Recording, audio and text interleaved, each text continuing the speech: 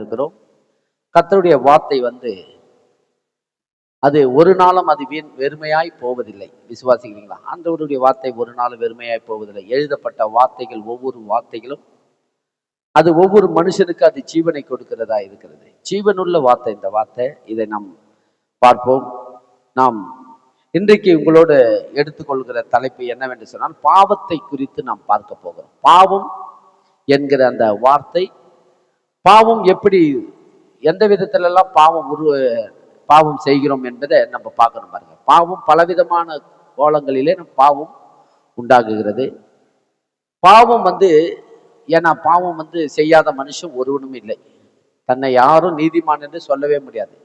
ஒரு மனுஷனும் தன்னை நீதிமான் என்று உயர்த்தி கொள்ளவே முடியாது. ஏன்னு சொன்னா எல்லாருமே பாவம் செய்து தேவனுடைய மகிமை அற்றவர்களாக எல்லாரும் பாவத்துக்குள்ளதான் நம்ம இருக்கிறோம்.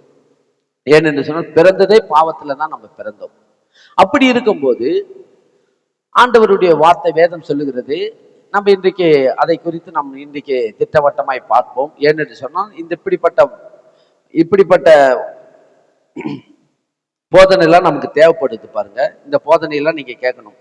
எடுத்துக்கொள்ளுங்க, யோவானின் எழுதின, அதாவது யோவான் வெளிப்படுத்தல், யோவான் 1 யோவானின் புத்தகம் 1ஆம் அதிகாரம் 7ஆம் வசனத்திலிருந்து 9ஆம் வசனம் வரைக்கும் நம்ம பார்க்கலாம். 9 வரைக்கும் பார்க்கலாம். 1 யோவானின் புத்தகம் 1ஆம் அதிகாரம் 7ஆம் வசனத்திலிருந்து, அவர் ஒளியில் இருக்கிறது போல நாமும் ஒளியிலே நடந்தால் ஒருவரோடு ஒருவர் ஐக்கியப்பட்டிருப்போம். அவருடைய குமாரனாகிய இயேசு கிறிஸ்துவின் ரத்தம் சகல பாவங்களையும் நீக்கி நம்மை சுத்திகரிக்கும். நமக்கு பாவம் இல்லை என்போமானால் நம்மை நாமே வஞ்சிக்கிறவர்களா இருப்போம். சத்தியம் நமக்குள் இராது. நம்முடைய பாவங்களை நாம் அறிக்கையிட்டால் பாவங்களை நமக்கு மன்னித்து எல்லா அநியாயத்தையும் நீக்கி நம்மை சுத்திகரிப்பதற்கு அவர் உண்மையும் நீதியும் உள்ளவருமாய் இருக்கிறார். போதும். பாருங்க, இங்க என்ன சொல்றாரு பாத்தீங்கன்னா, யோவான் எழுதினானே, அவர் கூடவே இருந்தார் இல்லையா, சீசர் யோவான், அவர் எழுதின நிருபம் இது. அவர் சொல்றாரு, அவர் ஒளியிலே இருக்கிறது போல நாமும் ஒளியிலே நடந்தால் ஒருவரோடு ஒருவர் ஐக்கியப்பட்டு இருப்போம். அவருடைய குமாரனாகிய இயேசு கிறிஸ்துவின் ரத்தம் சகல பாவங்களையும் நீக்கி நம்மை என்ன பண்ணுமா? சுத்திகரிக்கும். இயேசு கிறிஸ்துவின் ரத்தம் சகல பாவங்களையும் நீக்குகிறதா இருக்கிறது. என்ன பாவங்களை நீக்குகிறதா இருக்கிறது? சகல பாவத்தையும் நீக்கும். இந்த பாவம் அந்த பாவம், இந்த பாவத்தை மட்டும்தான் எங்களால் நீக்க முடியும், அந்த பாவத்தை நீக்க முடியாது அப்படின்னு ஒரு நிபந்தனையை தேவன் வைக்கல. பாருங்க, சகல பாவத்தையும் நீக்கி நம்மை சுத்திகரிக்கும்.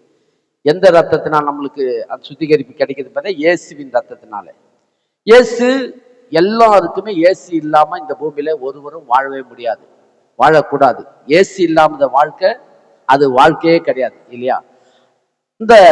அப்படிப்பட்ட ஒரு வாழ்க்கையை இன்னைக்கு வாழறாங்கன்னு சொன்னா, அவங்க பார்த்தீங்கன்னா அவங்களுடைய வாழ்க்கை விருதாவாய் போயிட்டுன்னு தான் நம்ம சொல்லணும். அவங்களுடைய வாழ்க்கை விருதாவாய் போயிட்டுது இல்லையா? நம்மளுடைய வாழ்க்கை விருதாவாய் போயிடும் என்று நீங்கள் ஒரு நாளும் நினைக்க வேண்டாம். கர்த்தருக்குள் படுகிற பிரயாசம் ஒரு நாளும் விருதாவாய் போகாது என்று நீங்கள் அறிந்து இன்னும் அதிகமாய் உறுதிப்பட்டவர்களாயும் அசைவில்லாதவர்களுமாய் நிற்க வேண்டும் என்று வேதம் சொல்லுகிறது. இங்க என்ன சொல்றாரு பாத்தீங்கன்னா, நமக்கு பாவம் இல்லை என்போமானால் நம்மை நாமே வஞ்சிக்கிறவர்களா இருப்போம். சத்தியம் நமக்குள் இராது.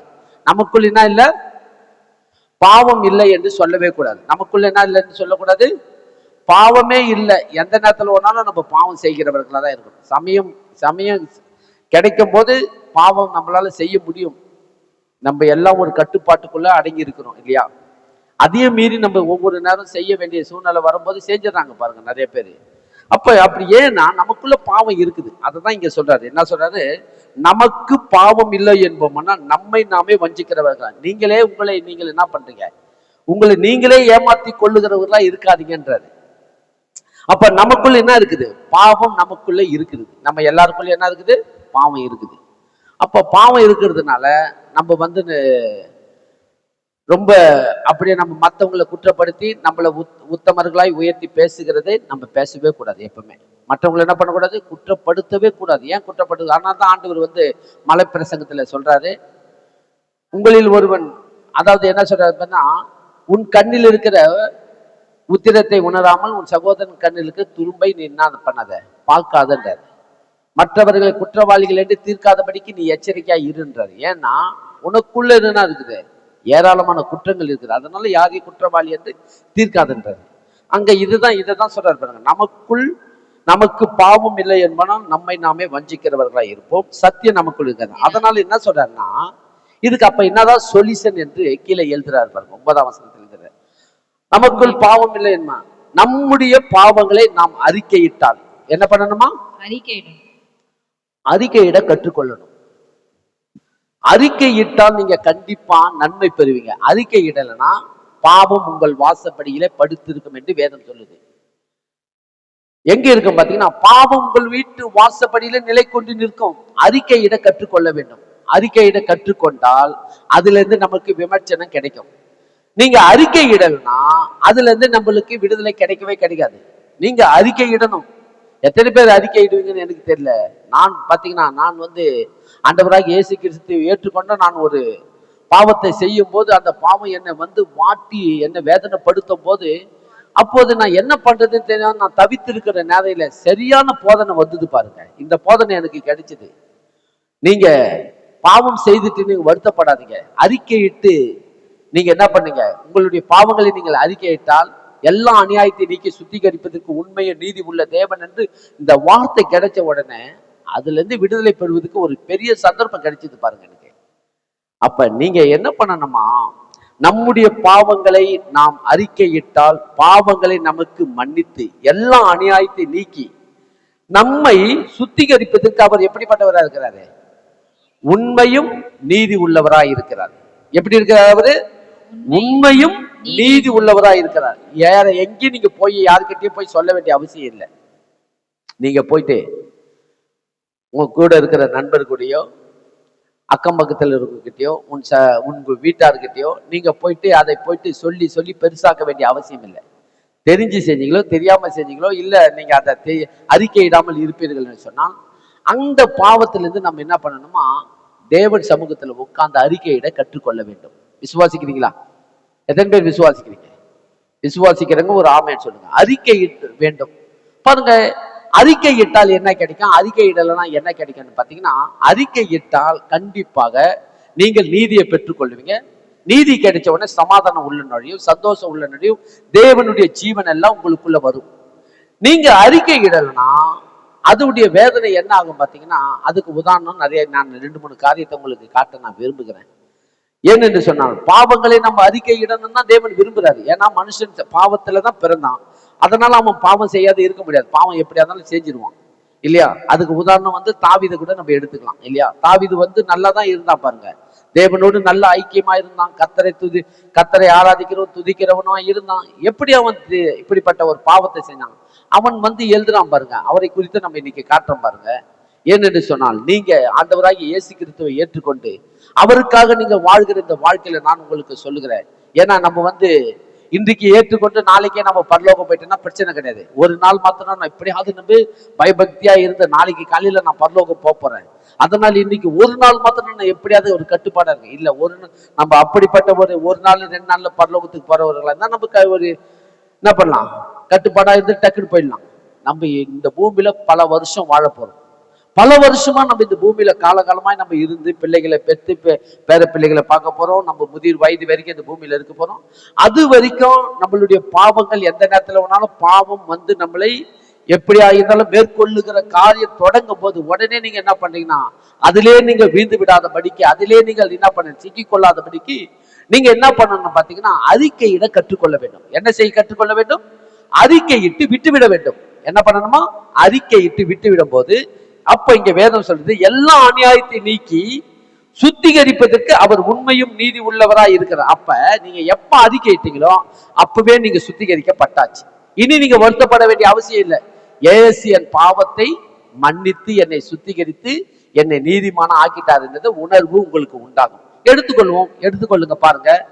எடுத்துக்கொள்ளுங்க. முதல்ல ஒரு சம்பவத்தை, பாவம் என்ற வார்த்தை எங்க உருவாச்சு பாத்தீங்கன்னா, முதல்ல ஆதியாம் புத்தகத்துக்கு வாங்க. அங்கதான் உருவாச்சு பாவன்ற வார்த்தை. அந்த வார்த்தைக்கு பேரு பாவன்ற வார்த்தை எப்படி உருவாச்சு பாத்தீங்கன்னா, இங்கதான் உருவாச்சு பாருங்க.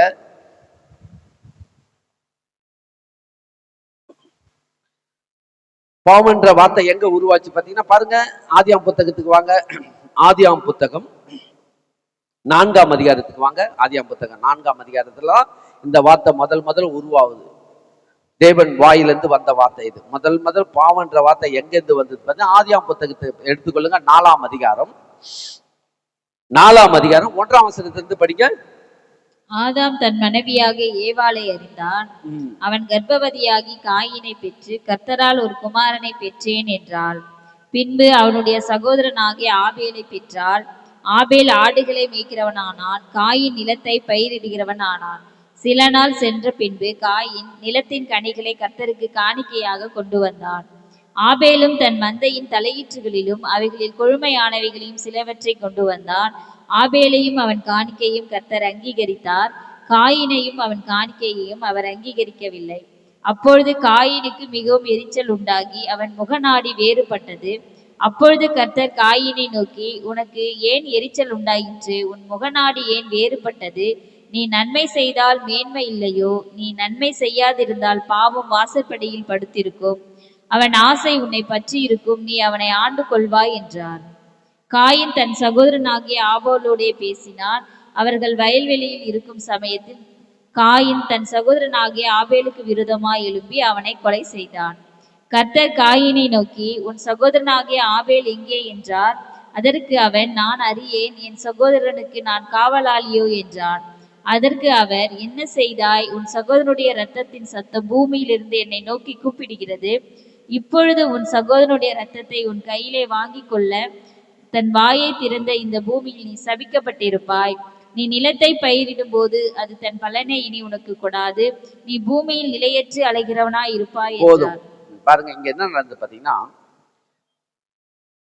ஆதாம் தன் மனைவியாகிய ஏவாளை அறிந்த பின்பு அவள் கர்ப்பவதியாகி காயினை பெற்று கர்த்தரால் ஒரு மனுஷனை பெற்றேன் என்றாள். இல்லையா?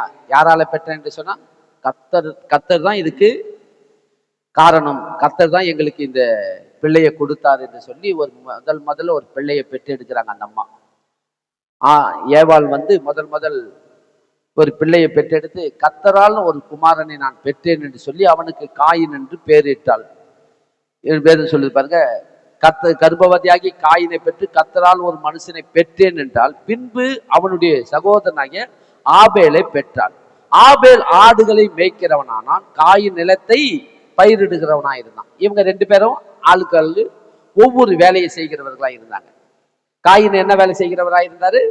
நிலத்தின் பயிர்களை, அதாவது விவசாய வேலையில இருக்கிறார். அக்ரிகல்ச்சர் சர்வீஸ் வேலையில இருக்கிறார். யாரு? காயின். நில விவசாயம் இருக்கிறாரு, பயிரிடுகிற வேலைகளை இருக்கிறான். ஆபேலோ ஆடுகளை மேய்க்கிறவனா இருக்கிறான். பாருங்க, ஸ்டார்டிங்ல ஆடுகளை மேய்க்கிற வேலையில அவங்க ஈடுபட்டான். என்ன நடந்தது பாத்தீங்கன்னா, இவங்க 2 பேரும் அப்பா அம்மா சொல்லியிருப்பாங்கன்னு நினைக்கிறேன். தேவனுக்கு காணிக்கை கொடுக்கிற விதத்தை சொல்லியிருப்பாங்க. இவங்க 2 பேரும் காணிக்கை கொடுக்கிறத உட்கார்ந்து கேட்டு, ஆபேல் தேவனை நேசிக்கிறவனா இருந்தான். ஆபேல் எப்படிப்பட்டவனா இருந்தான்? தேவனை நேசிக்கிறவனா. இதுலயே தெரியுது, நேசிக்கிறவங்க தான் என்ன பண்ணுவாங்க? நேசிக்கிறவங்க உண்மையாய் புருஷனை மனைவி நேசிக்கிறாங்கன்னா, மனைவியை புருஷன் நேசிக்கிறாங்கன்னா அவங்க என்ன பண்ணுவாங்க?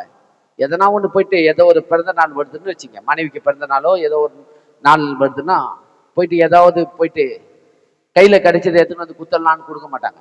நல்லா நேசிக்கிறவங்க என்ன பண்ணுவாங்க? நல்லா சிறந்ததை ஃபர்ஸ்ட் அண்ட் பெஸ்ட்டை எடுத்து போய் கடையில போய் தேர்ந்தெடுத்து கொண்டு மனைவிக்கு இந்த என்னுடைய பிறந்த நாள் வாழ்த்துக்கள் என்று சொல்லி கொடுப்பாங்க. இல்லையா? நேசிக்கிறவங்க, நல்லா நேசிக்கிறவங்க மனைவிக்கு கொடுக்கறதா, தாய் தகப்பனாக இருந்தாலும் நண்பனுக்காக இருந்தாலும் யாரா இருந்தாலும் எந்த அளவுக்கு நம்ம நேசிக்கிறோமோ அந்த நேசத்துக்கு ஏத்த மாதிரி சிறந்ததை கொண்டு போய் தான் கொடுப்போம். அப்படித்தானே கொடுப்போம். ஏதோ கையில கிடைச்சதை கொண்டு போய் கொடுக்க மாட்டோம். ஒரு துணி எடுத்தா கூட நல்ல நல்ல பிராண்டா வாங்கி போய் தேடி கடையில போயிட்டு கொண்டு கொடுப்போம். ஏன்னு சொன்னா அந்த அன்பை நம்ம என்ன பண்ணோம்? வெளிப்படுத்துவதற்கு இவ்வளோ விலை கொடுத்து ஏன் வாங்கிட்டு வந்தீங்க? இது எனக்கு, இந்த விலை எனக்கு பெருசு இல்லை, நீங்க தான் எனக்கு பெருசு, உங்களுடைய அன்பு தான் எனக்கு பெருசு அப்படின்னு சொல்லி நம்ம விலையை பார்க்கறது இல்ல. அந்த அன்பை நம்ம என்ன பண்றோம்? விலையை காட்டிலும் அந்த அன்பை நம்ம வெளிப்படுத்துவதற்காக நம்ம அதிக விலை கொடுத்து வாங்கி செலுத்துகிறோம். அப்ப ஆபேலிய எந்த அளவுக்கு தேவன் மேல் அன்பு வைத்திருந்தான் என்பதை இந்த இடத்துல அவனை நம்ம பார்க்கிறோம். என்ன பண்ணிருக்கிறார் பாருங்க. ஆபேல் பண்ணிருக்கிறத பாத்தீங்கன்னா, ஆபேல் 4ஆம் வசனம் படிக்கிறேன். 3ஆம் வசனத்திலிருந்து படிக்கிறேன். சில நாள் சென்ற பின்பு காயின் நிலத்தின் கனிகளை கர்த்தருக்கு காணிக்கையாக கொண்டு வந்தான். இல்லையா? அவ்வளவுதான் அவன் சப்ஜெக்ட், அவ்வளவுதான். சில நாள் சென்ற பின்பு காயின் நிலத்தின் கனிகளை கர்த்தருக்கு காணிக்கையாக கொண்டு வந்தான் அப்படின்னு எழுதியது இல்லையா? 3ஆம் வசனம். ஆபேல் 4ஆம் வசனம் பாருங்க. ஆபேல் மட்டும் கொஞ்சம் எக்ஸ்ட்ராவே சேர்க்கப்பட்டிருக்குது. ஆபேல் தன் மந்தையின் தலையற்றைகளிலும் அவைகளில் கொழுமையானவைகளிலும் சிலவற்றை கொண்டு வந்தான். ஆபேலையும் அவன் காணிக்கையும் கர்த்தர் அங்கீகரித்தார். இல்லையா? ஆபேல் கொண்டு வந்தது எப்படி கொண்டு வந்திருக்கிறான்? தலையற்று, அதாவது நல்ல கொழுத்த கன்றுகளையும் ஃபர்ஸ்ட் அண்ட் பெஸ்ட் கொண்டு வந்திருக்கான் ஆபேல். எந்த போய் மந்தையை போய் பார்த்து, அதாவது நோய் பிடிச்சதையும் சப்பையா இருக்கிறதெல்லாம் தேடி ஓரம் தள்ளிட்டு எந்த அளவுக்கு சிறந்தது நல்ல தேர்ந்தெடுத்து ஃபர்ஸ்ட் அண்ட் பெஸ்ட் தேர்ந்தெடுத்து கர்த்தருக்கு நல்லதை கொண்டு போய் கொடுக்கணும் சொல்லி தன் உள்ளத்தின் ஆழத்தில் என்ன பண்ணான்னா தேவனுக்கு காணிக்கை கொண்டு வந்து கொடுத்திருக்கோம். கர்த்தர் அதை பார்த்திருக்கிறாரு. பார்த்து ஆபேலுடைய காணிக்கை தேவன் என்ன பண்ணாரு? அங்கீகரித்தார். காயினுடைய காணிக்கை என்ன பண்ணிக்கல? அங்கீகரிக்கல. பழுகுது பாருங்க இங்க. காயினும் அவன் காணிக்கையும் கர்த்தர் அங்கீகரிக்கவில்லை. அப்பொழுது காயினுக்கு மிகவும் எரிச்சல் உண்டாகி அவன் முகநாடி வேறுபட்டது. இல்லையா? இங்கே ஒரே எரிச்சல். இங்க ரெண்டு பேருக்குரிய காணிக்கையும் தேவன் அங்கீகரித்தார். எப்படி, எந்த விதத்துல அங்கீகரித்தார் என்றதை நம்ம அங்க நம்ம பார்க்க முடியல, அங்க எழுதப்படவில்லை. ஆனா ஆபேலதை தேவன் ஏற்றுக்கொண்டார், காயினதை ஏற்றுக்கொள்ளவில்லை. ஏற்றுக்கொண்டதை இவன் காயினுக்கு நல்லா தெரிஞ்சு போச்சு. ஆபேலதை தேவன் ஏற்றுக்கொண்டு அவனை என்ன பண்ணிருக்கிறாரு? அவனை மேன்மைப்படுத்தி இருக்கிறார் பழுகுது. அவன் இருக்க பெருகி கொண்டு இருக்கிறான் பழுகுது. ஏன்னா இது ஒரே நாள்ல முடிஞ்ச கதை இல்லை. இது கொடுத்த உடனே சில நாள்ல இவனுடைய மந்தை பெருகி இருக்குன்னு நினைக்கிறேன். யாருடைய மந்தை? ஆபேலுடைய மந்தை பெருகி கொண்டே இருந்திருக்குன்னு நினைக்கிறேன். பெருக பெருக பெருக இவனுக்கு ஒரே எரிச்சலா இருந்திருக்குது. யாருக்கு எரிச்சல்? காயினுக்கு ஒரே எரிச்சலா இருந்திருக்குது. இவனுடைய மந்தை பெருகுது. இன்னும் இவன் பெருகி கொண்டே இருக்கிறான். இன்னும் இவன் செழிப்பா இருக்கிறான். நம்ம விதைக்கிறோம், நம்ம என்னென்னமோ பண்றோம், விளைய மாட்டேது, முளைய மாட்டேது. நம்மளுடைய எல்லாமே என்ன செஞ்சாலும் உழைப்பு அதிகமா இருக்குது. ஆனா என்ன உழைப்பு அதிகமா, எவ்வளவுக்கு எவ்வளவு நம்ம உழைப்பு கொடுக்குறோமோ அதுக்கேற்ற பலன் நமக்கு கிடைக்கலன்னு சொல்லி இவன் உள்ளத்திலே பயங்கரமான எரிச்சலும் என்ன உண்டாச்சு? எரிச்சலும் பொறாமையும் உண்டாகி இவனுக்குள்ளே ஒரே என்ன பண்ணா, இவன் தேவனை நோக்கி ஒரு எரிச்சல் உள்ளவனா இருக்கான். கர்த்தர் இவன் கிட்ட வந்துட்டார். இது ஒரு நாள் கதை கிடையாது. இது உடனே நடந்திருக்காது. இது பல மாதங்களாய் நடந்து தேவன் என்ன பண்ணா, இவனுடைய மந்தை பெருகி இருக்குன்னு நினைக்கிறேன். அதனாலதான் இவன் என்ன பண்ணிருக்கிறான்? இவன் எரிச்சலும் பொறாமை கொண்டு இவன் இப்படி இருக்கிற நேரத்தில் கர்த்தர் வந்துட்டாரு. அப்ப கர்த்தர் என்ன பண்ணார் பாருங்க. நல்ல ஆண்டவர் எவ்வளவு நல்லவர் என்பதை பாருங்க. பாவங்களை அறிக்கையிட கற்றுக்கொள்ள வேண்டும். தேவன் இங்க உணர்த்துறாரு. உன்னுடைய பாவங்களை நீ அறிக்கையிடு. நீ எனக்கு கொடுத்த விதத்தை நான் பார்த்தேன். நீ அவங்க எனக்கு சாட்சி சொல்ல வேண்டிய அவசியம் இல்லை. நீ கொடுத்த விதம் சரியில்லை, அதனால உன் எண்ணத்தை மாத்திக்கொள்ளு என்று ஆண்டவர் உணர்த்தத்துக்கு வராது. நீ என்னை எப்படி பாக்குற? நீ கொடுக்கிற போதே என்ன பண்ணனா, ஒன்றுக்கும் உதவாததையும் புரோஜனம் இல்லாததை கொண்டு எனக்கு கொடுத்திருக்கிற. அதை என்னால ஏற்றுக்கொள்ள முடியல. அதனால நான் சொல்றதை நீ கேளுன்னு சொல்லி ஆண்டவர் உணர்த்தி இங்க புரிய வைக்கிறார் பாருங்க. ஆனா அவன் என்ன பண்ண பாருங்க. அப்போது கர்த்தர் காயினை நோக்கி, 6ஆம் வசனத்துல நடக்கிற சம்பவத்தை பாருங்க. கர்த்தர் காயினை நோக்கி, உனக்கு ஏன் எரிச்சல் உண்டாயிட்டது? உன் முகநாடி ஏன் வேறுபட்டது? நீ நன்மை செய்தால் மேன்மை இல்லையோ? இல்லையா? என்ன செய்தால் மேன்மை கிடைக்கும்? நன்மை செய். நீ செஞ்சது நன்மை அல்ல, தீமையை செஞ்சிட்ட. நீ எதை செஞ்சிட்ட? ஏன் நீ கொடுத்த விதம் சரியில்லை. நீ கொடுத்தது எதுவுமே நல்லதெல்லாம் உனக்கு வச்சுக்கிறேன். ஒன்றுக்கும் உதவாத சொத்தையும் நீங்களை கொண்டு எனக்கு நீ காணிக்க கொடுத்த. அதை நீ மாத்திக்கொள்ளு, உன் எண்ணத்தை மாத்திக்கொள்ளு, உன்னை நான் ஆசீர்வதிக்கிறேன் அப்படின்னு சொல்லி ஆண்டவர் இந்த இடத்துல சொல்றாரு. நன்மை செய்தால் உனக்கு மேன்மை இல்லையோ? நீ நன்மை செய்யாதிருந்தால் என்ன இருக்கு உங்க வீட்டுல? பாருங்க என்ன சொல்றாரு பாருங்க. நீ நன்மை செய்யாதிருந்தால் பாவம் வாசப்படியிலே படுத்திருக்கும். இந்த இடத்துல தாங்க பாவம் என்ற வார்த்தை இந்த இடத்துலதான் உருவாது.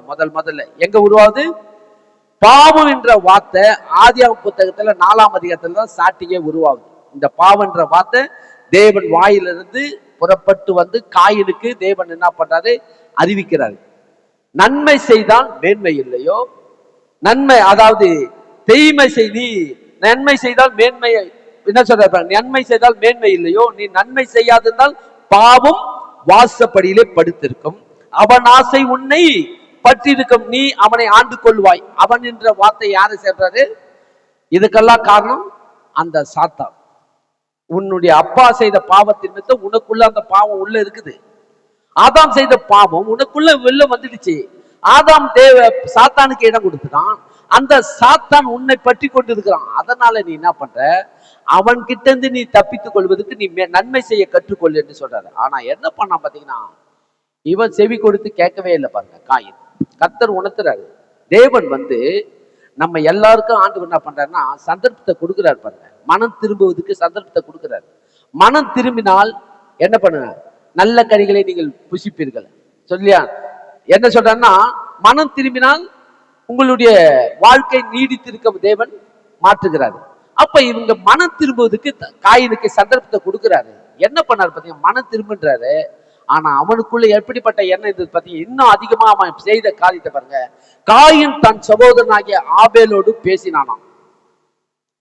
என்ன பேசினான் என்று விளக்கம் சொல்லல. இவன் ஆபேலோடு பேசினான். பேசி என்ன பண்ணான்? அவர்கள் வயல்வெளியிலே இருக்கும் சமயத்தில் காயின் தன் சகோதரனாகிய ஆபேலுக்கு விரோதமாக என்ன பண்ணினானா? ஆபேலுக்கு விரோதமாக எழும்பி அவனை கொலை செய்துட்டான். எப்படி கொலை செய்தான்? எப்படிப்பட்ட நோக்கத்தோடு? அவன் எரிச்சல் தாங்க முடியல. ஏன்னா இவன் அந்த அளவுக்கு இவன் என்ன பண்ணான்? இவனுடைய மந்தை பெருகி கொண்டே இருக்குது. ஆபேலுடைய மந்தை பெருகுது. கர்த்தர் இவனை ஆசீர்வதிக்கிறாரு. எல்லாவற்றிலும் இவன் பெருகி கொண்டிருக்கிறான். இவனுக்கு எரிச்சல் தாங்க முடியல.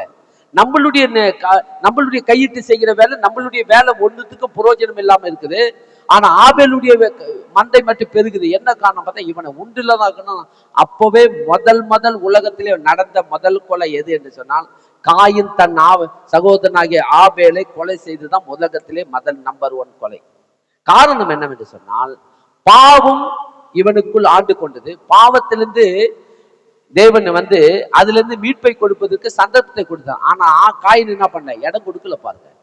இடம் கொடுத்தாதான் கர்த்தரால என்ன பண்ண முடியும்னா, அதுல இருந்து உங்களுக்கு என்ன பண்ண முடியும்னா, நீங்கள் அறிக்கை இடாம அதுல இருந்து உங்களுக்கு மீட்பு கிடைக்கவே கிடைக்காது. நம்ம தான் அறிக்கை இடணும். பாவத்திலிருந்து நம்ம அறிக்கையிட கற்றுக்கொண்டால் கண்டிப்பா நமக்கு விடுதலை உண்டு. தேவன் எல்லா அநியாயத்தை நீக்கி நம்மை சுத்திகரிப்பதற்கு அவர் எப்படிப்பட்டவராக இருக்கிறார்? உண்மையும் நீதி உள்ளவராய் இருக்கிறார். நீங்களும் நானும் அறிக்கையிட கற்றுக்கொள்ள வேண்டும். கர்த்தர் ஆபேல் காயினுக்கு சொல்றாரு, அறிக்கையிட்டு வெளியே வந்துருன்றாரு. இல்லைன்னா பாவம் வீட்டு வாசப்படியில படுத்து இருக்கின்றாரு. ஆனா அவன் அறிக்கையிடல. அறிக்கையிடாத பட்சத்துல இன்னும் அதிகமாய் பாவம் செய்தது படினால ஆபேலையே கொலை செஞ்சுட்டான். ஆபேலை கொலை செஞ்சுட்டு கர்த்தர் கேட்கிறாரு. கர்த்தர் காயினை நோக்கி, உன் சகோதரனாகிய ஆபேல் எங்கே என்றார். அதற்கு அவன், நான் அறியேன், என் சகோதரனுக்கு நான் காவலாளியோ. என்ன கேட்கிறான் அவன்? அப்பவே காவலாளியா? உலகத்திலே மனுஷரே கிடையாது. காவலுக்கு வேலையே தேவையில்லை. காவல் போடுறதுக்கு யாரு இருக்கிறாங்க? இருக்குது இந்த ஒரு குடும்பம் தான். எதுக்கு காவல்? இப்ப நம்மளுக்காவது காவல் போடணும். ஏன்னா அக்கம் பக்கத்துலாம் நக்கச்சக்கமா என்ன பண்ண, வீடு வாசல் உருவாயிச்சு. அநேக திருடர்கள் கொள்ளையர்கள்லாம் உருவாயிட்டாங்க. அதனால வீட்டுக்கு காவலாளி போடுறது நியாயம். இவங்க இருக்குது ஒரே குடும்பம் தான். அப்பவே என்ன மாதிரி வார்த்தை வந்துக்குது பாருங்க இவன் வாயில. ஏன் சகோதரனுக்கு நான் காவலாளியோ? அவன் என்ன ஆனானோ எங்க போனானோ ஏத்தனான் பாருங்க. ஆண்டவர் கேட்கிறாரு, உன் சகோதரனை நீ கொன்றது நல்லா அவன் கொலை பண்ணி போட்டுட்டான். அந்த ரத்தத்தின் சத்தம் பூமியிலிருந்து தேவனுக்கு கேக்குது. கர்த்தர் சொல்றாரு, என்ன சொல்றாரு பாருங்க, என் சகோதரனுக்கு நான் காவலாளியோ என்றான். அதற்கு அவர், என்ன செய்தாய்? உன் சகோதரனுடைய ரத்தத்தின் சத்தம் பூமியிலிருந்து என்னை நோக்கி கூப்பிடுகிறது. இப்பொழுதே உன் சகோதரனுடைய ரத்தத்தை உன் கையிலே வாங்கி கொள். தன் வாயை திறந்து இந்த பூமியிலே நீ சபிக்கப்பட்டிருப்பாய். அவ்வளவுதான், முடிஞ்சு போச்சு. என்னைக்கு நம்ம மனம் திரும்பலையோ சாபம் நம்மளை விரட்டி பிடிக்கும். இதுதான் சத்தியம் பாருங்க. இன்னைக்கு பாத்தீங்கன்னா நிறைய பேர் மனம் திரும்பாத பட்சத்துல சாபம் எங்க போனாலும் அவங்களை விரட்டுது பாருங்க. காரணம் என்ன? இதுதான் உண்மை. நீ மனம் திரும்பினால் நன்மை உண்டாகும். மனம் திரும்பலன்னா தீமை உன்னை தொடர்ந்து பிடிக்கும். இது சத்தியம். காயினுக்கு தேவன், நீ மனம் திரும்பாத பட்சத்துல பூமியில் இருக்கிற வரைக்கும் உன் சாபம் உன்னை தொடர்ந்து பிடிக்கும். நீ நிலத்தை பயிரிடும் போது அது உனக்கு பலனை இனி உனக்கு கொடாது. நீ பூமியில நிலையற்று அலைகிறவனாயிருப்பாய். பாருங்க, நிறைய பேர் ஓடி உழைக்கிறாங்க பாருங்க. உழைச்சு புரோஜனமே இல்லை. நைட்டுக்கு வரும்போது வெறியும் கையா வராங்க பாருங்க. அப்படியே போயிடுது. அவங்க உழைக்கிற பணம் எல்லாம் எங்க போகுது பார்த்தீங்கன்னா, மதுபானத்துக்கும், வேசித்தனத்துக்கும், விபச்சாரத்துக்கும், பலவிதமான காரியத்தை கொண்டு போய் திருட என்ன பண்ணான், அழிச்சிட்டு வந்துடுறாங்க. வீட்டுக்கு வந்தா ஒண்ணும் இல்லாத வராங்க பாருங்க. இன்னைக்கு நிறைய குடும்பம். ஆனா கர்த்தருக்கு பயந்து அவர் வழிகளில் நடக்கிற மனுஷன் தன் கைகளின் பிரயாசத்தை சாப்பிடும், பாக்கியம் நன்மையும் அவனுக்கு உண்டாயிருக்கும். கைகளின் பிரயாசத்தை சாப்பிடுவான், பாக்கிய நன்மை உண்டாயிருக்கும். மனைவி வீட்டோரங்களில் கனித்தர திராட்சை கொடி போல் இருப்பாளாம். யாருக்கு பயந்து நடக்கிறான்? கர்த்தருக்கு பயந்து நடந்தான். அப்ப இந்த காயினுடைய காரியத்தை நம்ம பார்க்கும் போது தேவன் வந்து பேசுறாரு, மனம் திரும்புன்றாரு. மனம் திரும்பி நீ அறிக்கை இட்டுன்றாரு. அறிக்கை இட்டால் நீ என்ன பண்ணுவ? எல்லா அநியாயத்தை நீக்கி சுத்திகரிப்பதற்கு நான் உண்மையும் நீதி உள்ள தேவன். இன்றைக்கே உன்னை நான் சுத்திகரித்து உண்மையும் நீதியை நான் உனக்கு தரேன். உனக்கும் ஆபேலுடைய ஆசீர்வாதம் உனக்கும் உண்டாகும் என்று தேவன் நான் என்ன பண்றாரு, அந்த இடத்துல ஒரு மன திரும்புதலுக்கு உண்டான வார்த்தையை உண்டாக்குகிறாரு. இன்றைக்கு அதுதான் நம்ம என்ன பண்றோம். இன்னைக்கு அநேகர் வந்து அறியாம மன திரும்புகிற எண்ணத்துக்கு இடம் கொடுக்க மாட்டேங்கிறாங்க. அறிக்கை இடுவது ரொம்ப ரொம்ப நல்லது. நீங்க யார் இன்றைக்கு இந்த பூமியில வாழ போற வாழ்க்கையை நான் உங்களுக்கு சொல்றேன். நீங்க தெரிஞ்சோ தெரியாமலோ தேவனுக்கு பிரியமில்லாத ஒரு காரியத்தை செய்யும்போது உடனே போய் அறிக்கையிட கற்றுக்கொள்ளுங்க. ஆண்டவரே, என்னை நான் இந்த காரியத்திலிருந்து நான் அறிக்கையிட்டேன், இனி நான் இப்படிப்பட்ட காரியத்தை நான் செய்ய மாட்டேன். இன்றைக்கே நான் அறிக்கை இடுகிறேன். ஏனென்று சொன்னால் நீதிமான் 7 தடம் வீழ்ந்தாலும் அவன் எழுந்திருப்பான் என்று வேதம் சொல்லுகிறது. நீங்க எத்தனை வாட்டி தெரிஞ்சோ தெரியாமல தவறி நீங்க விழும் போது கர்த்தர் உங்களை தூக்கி விட அவர் வல்லவராய் இருக்கிறார், நல்லவராய் இருக்கிறார். அதனால அறிக்கையிட கற்றுக்கொள்ளுங்க, பயப்படாதீங்க. நான் இனி வந்து இல்ல இதுல இருந்து என்னால வெளியே வர முடியல, எல்லாம் வெளியே வர முடியாது. தேவன் ஒருவர் கூட இருக்கிறார், தூக்கி விடுகிறவர் கூட இருக்கிறார். எடுத்துக்கொள்ளுங்க. அடுத்த யாத்திராகம் புத்தகம் யாத்திராகம் புத்தகம் 32ஆம் அதிகாரத்துக்கு வாங்க. அந்த பாவத்தை குறித்து என்ன சொல்றது பாருங்க. பாவத்தை குறித்து, பாவம் வந்து எப்படிப்பட்ட பாவம்லாம் இன்னைக்கு, எந்த பாவம் என்பது பலவிதமான கோலங்களில பாவம் வந்து செய்கிறாருங்க பாருங்க. இந்த பாவம் எப்படிப்பட்ட பாவம் எடுத்து பாருங்க. 32ஆம் அதிகாரம் யாத்திராகம் புத்தகம் 32:30 படிக்க பார்ப்போம். மறுநாளிலே படிக்க மோசே ஜனங்களை நோக்கி, நீங்கள் மகா பெரிய பாவம் செய்தீர்கள், உங்களுக்காக பாவ நிறுத்தி செய்ய கூடுமோ என்று அறிய இப்பொழுது நான் கர்த்தரிடத்திற்கு ஏறி போகிறேன் என்றான். அப்படியே மோசே கர்த்தரிடத்திற்கு திரும்பி போய், ஐயோ, இந்த ஜனங்கள் பொன்னினால் தங்களுக்கு தெய்வங்களை உண்டாக்கி மகா பெரிய பாவம் செய்திருக்கிறார்கள். ஆகிலும் தேவரீர் அவர்கள் பாவத்தை மன்னித்தருளுவீரானால் மன்னித்தருளும், இல்லாவிட்டால் நீர் எழுதின உம்முடைய புஸ்தகத்தில் இருந்து என் பேரை கிறுக்கி போடும் என்றான். அப்பொழுது கர்த்தர் மோசையை நோக்கி, எனக்கு விரோதமாய் பாவம் செய்தவன் எவனோ அவன் பேரை என் புஸ்தகத்தில் இருந்து கிறுக்கி போடுவேன். இப்பொழுதும் நீ போய் நான் உனக்கு சொன்ன இடத்துக்கு ஜனங்களை அழைத்து கொண்டு போ. என் தூதனானவர் உனக்கு முன் செல்லுவார். ஆகிலும் நான் விசாரிக்கும் நாளில் அவர்களுடைய பாவத்தை அவர்களிடத்தில் விசாரிப்பேன் என்றார். போதும் பாருங்க. இங்க சொன்னது பாத்தீங்கன்னா, யாரு சொல்லுவாங்க, ஒரு பழமொழி சொல்லுவாங்க இல்லையா, உப்பு தின்னவன் தான் தண்ணி குடிக்கணும் இல்லையா, தப்பு செஞ்சவன் தான் தண்டனை அனுபவிக்கணும். உண்மைதானே? உப்பு தின்னவன் தண்ணி குடிக்கணும், தப்பு செஞ்சவன் தண்டனை அனுபவிக்கணும். உங்களுக்காக ஒருவர் பரிந்து பேசுகிறார் என்று சொன்னால், நமக்காக இயேசு கிறிஸ்து பரிந்து பேசிக் கொண்டிருக்கிறார் பிதாவிடத்திலே வந்து. வேதம் சொல்லுது பாருங்க, நமக்காக இரவும் பகலும். ரோமர் புத்தகம் 8ஆம் அதிகாரத்துல நீங்க படிச்சு பாத்தீங்கன்னா அதுல சொல்லப்படுது, நமக்காக இயேசு கிறிஸ்து பிதாவிடத்துல பரிந்து பேசிக்கொண்டே இருக்கிறாராம்.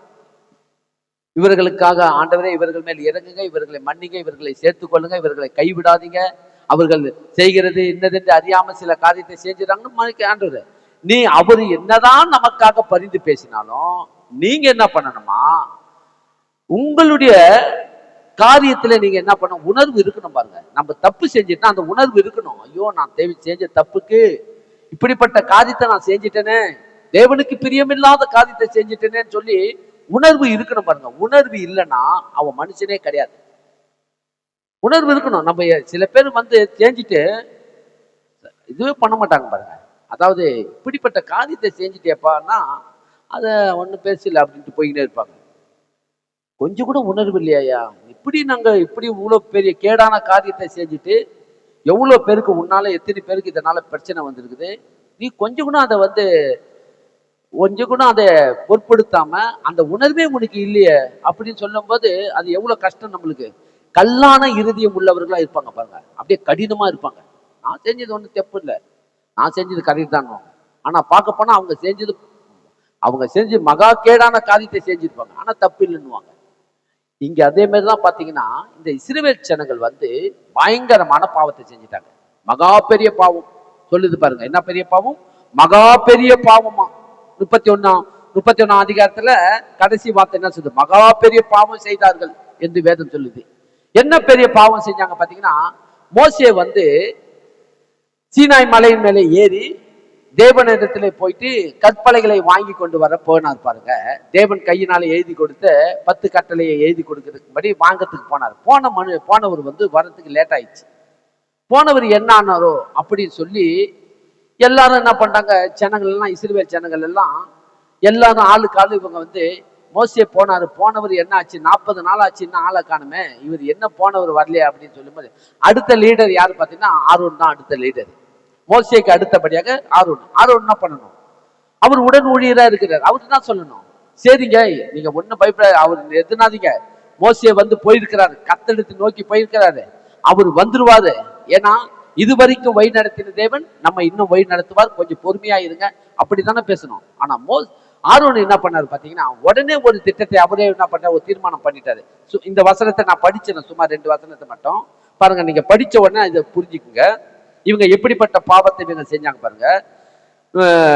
32ஆம் அதிகாரம் 1ஆம் வசனத்திலிருந்து படிக்கிற பாருங்க. மோசே மலையிலிருந்து இறங்கி வர தாமதமாகிறதை ஜனங்கள் கண்ட போது அவர்கள் ஆரோனிடத்துல கூட்டம் கூடி அவனை நோக்கி, எகிப்து தேசத்திலிருந்து எங்களை அழைத்து கொண்டு வந்த அந்த மோசேக்கு என்ன சம்பவித்ததோ அறியோம், ஆதலால் நீர் எழுந்து எங்களுக்கு முன் செல்லும் தெய்வங்களை எங்களுக்கு உண்டு பண்ணும் என்றார்களாம். யாரை நோக்கி கேட்டாங்க? ஆரோன் நோக்கி. அடுத்த லீடர் யாருங்க? ஆரோன் நோக்கி இஸ்ரவேல் ஜனங்கள் மோசேக்கு என்ன சம்பவித்ததோ, போன மனுஷன் ஆளை காணோம் அப்படின்னு சொல்லும் போது இந்த ஜனங்கள் எல்லாரும் ஒன்று கூடி ஆரோன் கிட்ட கேள்வி கேட்கும் போது உடனே ஆரோன் என்ன பண்ணணும்? இல்ல வந்துருவாரு, தேவன் வந்து இதுவரைக்கும் நம்மை நடத்தி வந்தாரு, கர்த்தர் இதுவரைக்கும் நடத்தி இரவிலே அக்கினி சம்பவமும் பகலிலே மேக சம்பவம், தேவன் இதுவரைக்கும் எவ்வளவு நன்மைகளை செய்து நம்ம கூடவே வந்தாரு, ஏதோ ஒரு திட்டத்துக்காக மோசே போயிருக்கிறார், இருங்க போருங்கன்னு சொல்லி பேச கத்துருவோம் இல்லையா? ஆரோன் என்ன பண்ணார் பாத்தீங்கன்னா, அதற்கு ஆரோன், உங்கள் மனைவிகள் குமாரத்திகளுடைய காதுகளில் இருக்கிற பொன்னணிகளை கழட்டி என்னிடத்தில் கொண்டு வாருங்கள் என்றானாம். உடனே எல்லா ஜனங்களை கொண்டு வந்து, பல லட்சம் பேர் கொண்டு வந்து நகைகளை கொண்டு வந்து கொடுக்கும் போது ஜனங்கள் எல்லோரும் தங்கள் காதுகளில் இருந்த பொன்னணிகளை கழட்டி ஆரோனிடத்தில் கொண்டு வந்தார்கள். அவர்கள் கையிலிருந்து அவன் அந்த பொன்னை வாங்கி என்ன பண்ணானா, சிற்பு கருவினாலே கருப்பிடித்து ஒரு கன்றுக்குட்டியை வர்ப்பித்தான். அப்போது அவர்கள், இஸ்ரவேலார், உங்களை எகிப்து தேசத்தில் இருந்து அழைத்து கொண்டு வந்த உங்கள் தெய்வங்கள் இவைகளே என்றார்களாம். என்ன பண்ணாங்களாம்? கண்ணார இவங்க என்ன பண்ணாங்க, தேவன் வழி நடத்தி கொண்டு வந்ததை கண்ணால பார்த்துட்டு கடைசியில எதை வணங்க ஆரம்பிச்சுட்டாங்க? உங்களை வழி நடத்தி வந்த இந்த கண்ணுக்குட்டி தான் இதுதான் முதல் தெய்வம் சொல்லி ஆரோன் தான் இதுக்கு உடன் துணையா இருந்து ஆரோன் தான் இதை செய்ய வச்சுதே. இதை நீங்க தெரிஞ்சுக்கொள்ளணும். அதனாலதான் ஆண்டவர் அங்க தங்கம் போடாத சொன்னதே இதுதான், வேற எங்கேயும் ஆண்டவர் சொல்லல. இவங்களை தங்கம் போட வேணாம் சொல்லுங்கன்னு சொல்லி அந்த இடத்துல தான் சொன்னார். அதுக்கப்புறம் ஆண்டவர் வந்து தங்கம் பொண்ணு வெள்ளிலாம் சேர்த்துக்கொள்ளுங்கன்னு தான் சொன்னாரு. ஆனா இந்த இடத்துல இவங்க இப்படிப்பட்ட ஒரு காரியத்தை இவங்க வந்து செய்து ஒரு கன்றுக்குட்டியை உருவாக்கி தெய்வங்களை ஏற்படுத்தி, இந்த தெய்வம் தான் நம்மளை எகிப்து தேசத்திலிருந்து கொண்டு வந்தது சொல்லி இதுக்கு முன்பாக என்ன பண்ணாங்க, ஆடலும் பாடலும் பாடி இவங்களை என்ன பண்ணாங்க, ஆட்டமும் பாட்டமும் கொண்டாட்டமும் இவங்க கொண்டாடி என்ன பண்ணாங்க, ஒரே கூப்பாடு போட்டுக்கிட்டு இருந்தாங்க. இப்படிப்பட்ட காரியத்தை செஞ்ச உடனே கர்த்தருக்கு பயங்கர கோபம். இந்த ஜனங்களை அழித்து தீர வேண்டும். என்ன பண்ண வேண்டும்? இந்த ஜனங்கள் எல்லாரையும் அழிக்க வேண்டும் என்று சொல்லி தேவன் வந்து தீர்மானம் பண்ணிட்டாரு. ஒருத்தர் கூட நான் விட மாட்டேன், மோசே ஆரோன் முதல் கொண்டு எல்லாரையும் நான் அழிக்க போகிறேன், ஒருத்தரும் இன்னும் எனக்கு தேவையில்லைன்னு சொல்லி தேவன் முடிவு பண்ணிட்டாரு. எத்தனை பேர் கவனிக்கிறீங்க? விசுவாசிக்கிறீங்களா? விசுவாசத்தோட கவனமாய் நீங்க கவனிக்க வேண்டும். ஏதோ வந்து நான் வந்து ஏதோ தேவையில்லாத கதையை நான் சொல்லி உங்களுடைய எண்ணத்தை நான் திசை திருப்புவதற்காக இல்லை. பாருங்க, இதெல்லாம் உங்களுக்கு முக்கியமானவைகள். இவைகள் எல்லாம் ரொம்ப ரொம்ப முக்கியமானவை, நீங்க அறிந்து கொள்ள வேண்டும். ஏன்னா வாழ போற வாழ்க்கையில எந்த நேரத்துல ஒன்னாலும் நமக்குள்ள இருக்கிற பாவம் எப்பயாவது ஒரு வழி எழுப்பி எதையாவது செய்யும் போது நீங்க அதிலே என்ன பண்ணக்கூடாது, சிக்கி கொள்ளாதபடிக்கு உடனே அறிக்கை செய்து அதை விட்டு வெளியே வந்து தேவனுக்குள்ள நீங்க என்ன பண்ணணும், மறுபடியும் நீங்க உங்க வாழ்க்கையை தொடர வேண்டும் என்றுதான் நான் இந்த போதனையை நான் உங்களுக்கு போதிக்கிறேன். ஏன்னு சொன்னால் இந்த ஜனங்கள் இப்படிப்பட்ட பாவத்தை செஞ்சுட்டு காயின் என்ன பண்ணாரு? ஆண்டவர் சொல்றாரு அறிக்கை செஞ்சுட்டு விட்டுடுன்றாரு. அறிக்கை செஞ்சுட்டு விட்டுட்டு வெளியே வாண்டாரு காயினை பார்த்து, காயின் கிட்ட. ஆனா காயின் என்ன பண்ணான்? அறிக்கை செய்யல, என்ன பண்ணல, விடவும் இல்லை. அந்த பாவத்திலே குடிக்கொண்டதுனால சாபம் அவனை பிடித்து போகிற இடமெல்லாம் விரட்டி விரட்டி அவன் கையிட்டு செய்கிற வேலையெல்லாம் அவனுக்கு என்ன வந்து பலன் கொடுக்கலையாம். எப்படி கொடுக்கும்? தேவனுடைய ஆசீர்வாதம் இல்லைன்னா பலன் கொடுக்காது. அதே மாதிரி இவங்க ஒரு மகா பெரிய பாவத்தை செஞ்சிட்டாங்க. என்ன பண்ணணும்? இவங்க எல்லாரும் சேர்ந்து தன்னுடைய உணர்வை அவங்க உணர்ந்து கொண்டு இந்த பாவத்தை, ஐயோ நாங்க இப்படிப்பட்ட பாவத்தை செஞ்சுன்னு மோசையை வந்து கேட்கிறேன், ஏன் இப்படி செஞ்சீங்கன்னு கேட்கும் போது என்ன பண்ணோம்? உடனே எல்லாருக்குள்ள இருந்து என்ன பண்ணோம்? அந்த உணர்வு உண்டாகி, நான் தெரியாம பாவத்தை நாங்க நீங்க இல்லைன்னு செஞ்சிட்டோம், இப்பவே நாங்க எல்லாரும் அறிக்கை செஞ்சு விட்டுறோம்னு வரணும்ல. ஒருத்தர் கூட அந்த எண்ணம் வரல பாருங்க. தேவன் இவர்களை அழிப்புக்க வேண்டும் என்று தீர்மானம் பண்ணிட்டாரு. எல்லாரையும் கொல்ல வேண்டும் என்று முடிவு பண்ணாரு. உடனே மோசே என்ன பண்றாரு தெரியுமா? என்ன பண்ணாரு பாத்தீங்கன்னா, மோசே இதெல்லாம் படிச்சா உங்களுக்கு நேரம் அதிகமாயிடும். மோசே என்ன பண்ணாரு? உடனே தேவனுடைய சமூகத்துல போயிட்டு இரவும் பகலும் என்ன பண்றாரு? மன்றாடி ஜெபம் பண்றாரு. என்ன சொல்லி ஜெபம் பண்றாரு பாருங்க. மறுநாளிலே மோசே ஜனங்களை நோக்கி, நீங்க மகா பெரிய பாவம் செய்தீர்கள், உங்களுக்காக நான் என்ன பண்ண போறேன்? பாவ நிவர்த்தி செய்ய கூடுமோ என்று அறிய இப்பொழுதே நான் கத்தகத்துக்கு ஏறி போகிறேன். மறுபடியும் ஏறி போறாரு. நீங்க மகா பெரிய பாவத்தை செஞ்சிட்டீங்க, உங்களுக்காக நான் பரிகாரம் செய்யறதுக்கும்படி பாவ நிவர்த்தி செய்யும்படி நான் ஏறி போகிறேன்றாரு. என்ன பண்ணணும்? இவங்களும் என்ன பண்ணணும்? ஐயோ நாங்களும் செஞ்சிட்டேன், நாங்களும் இதற்கு உடன் துணைய, நாங்களும் உங்களுக்கு கூட இருந்து என்ன பண்ணணும் சொல்லுங்க சொல்லி கேட்கணும்ல. ஒருத்தர் கூட உணர்வு இல்லை. அப்படியே மோசே கர்த்தருக்கு திரும்பி போய் ஐயோ என்ன பண்ணாரு அவரு?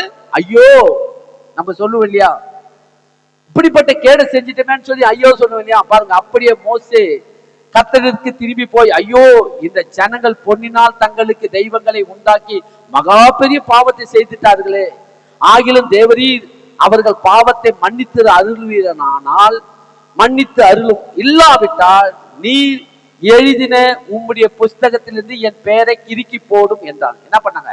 ஜீவ புத்தகத்துல மோசேயுடைய பேரு எழுதியாச்சு அறிந்து கொண்டு என் பேரை கிறுக்கி போடு, இஸ்ரவேல் ஜனங்களை மன்னித்து அவர்கள் கொள்ளுவீரானால் என் பேரை சேர்த்துக்கொள், இல்லைன்னா கிறுக்கி போடுங்க. கர்த்தரிடத்துல இப்படிப்பட்ட ஒரு எந்த அளவுக்கு தாகத்தோடு ஜெபம் பண்றாரு பாருங்க. ஆண்டவரே இந்த ஜனங்களை மன்னிச்சிருங்கப்பா, இந்த ஜனங்களுக்காக நான் வேண்டிக் கொள்கிறேன்.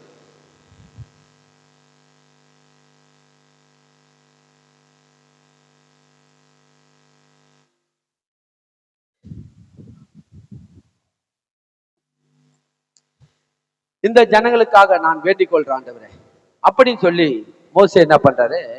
இந்த ஜனங்களுக்காக வேண்டுதல் செய்யும்படி போறாரு. கேக்குதுங்களா?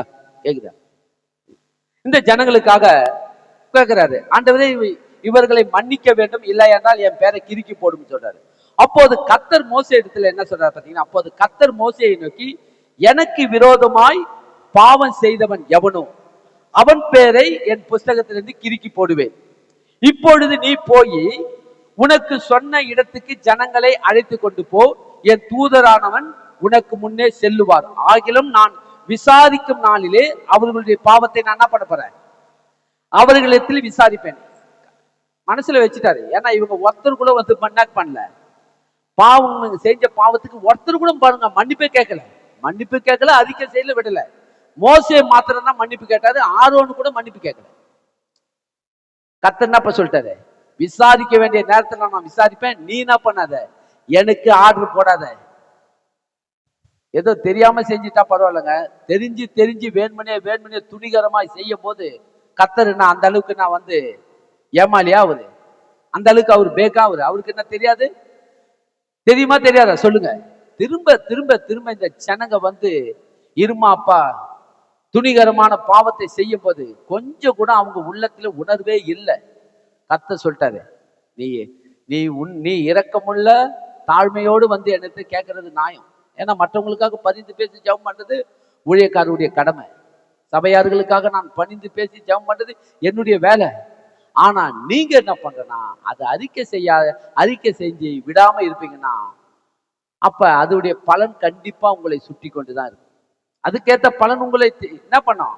அந்த பாவத்தினுடைய பலன் நம்மோடு தான் இருக்கும் பாருங்க. அப்ப கர்த்தர் சொல்லிட்டாரு, நான் அவர்களை என்ன பண்ணுவேன்? அந்த பாவத்துக்கேற்ற நாளை நான் அவர்களிடத்தில் விசாரிப்பேன் என்றார். அப்ப இங்க பாத்தீங்கன்னா இவர்கள் யாருமே என்ன பண்ணல, அறிக்கை இடல. இவங்க அறிக்கைட்டு இருந்தாங்கன்னா வனாந்தரத்துல இங்க யாருமே செத்துருக்க மாட்டாங்க. வனாந்தரத்துல எல்லாமே செத்து போனாங்க. செத்து போனாங்களா இல்லையா? எல்லாருமே செத்து போனாங்க பாருங்க. ஒருத்தர் கூட மீதமா இருக்கவில்லை. 20 வயசுக்கு கீழே உள்ளவங்க தான் இருந்தாங்க. மற்றவங்க எல்லாம் இவங்க அத்தனை பேரும் 40 வருஷமா வனாந்தரத்திலே சுத்தி சுத்தி கானான் தேசத்துக்கு போய் சேரல. காரணம் என்ன? ஏன் கானான் தேசத்துக்கு இவங்க போல? 2 பேர் மாத்திரம் தான் போனாங்கன்னு வேதம் சொல்லுது. யார் 2 பேரு சொல்லுங்க? யோசுவாவும் காலேபும் மட்டும்தான் போனாங்க. என்ன காரணம்? பாவத்தை அறிக்கை செய்யல, விடல.